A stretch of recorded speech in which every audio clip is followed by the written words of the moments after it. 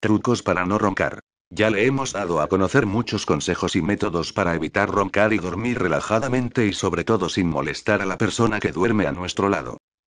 Roncar es un problema que afecta a muchas personas en el mundo, por lo que siempre es bueno conocer algunas soluciones para eliminarlo por completo de nuestras vidas. Aquí les presentamos algunos trucos para evitar roncar.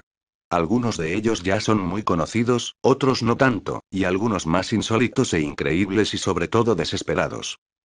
Cantar. La Universidad de Exeter asegura que utilizar los músculos flojos ubicados en el fondo de la garganta reduce los ronquidos. Coser una pelota de tenis en la parte posterior de la pijama o ropa de dormir de la persona que ronca.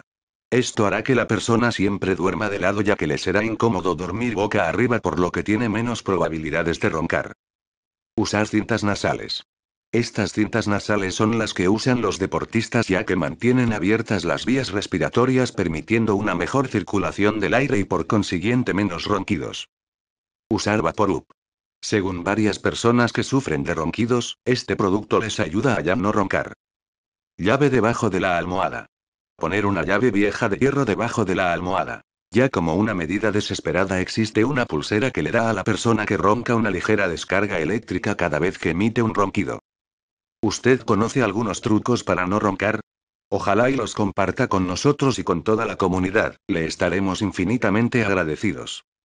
Sin embargo, si usted quiere conocer otros métodos para dejar de roncar, lo invitamos a visitar la página web de dejarderoncarya.com, en donde obtendrá más tips y consejos para vencer a los molestos ronquidos. Favor de dar clic en el enlace ubicado abajo de este vídeo.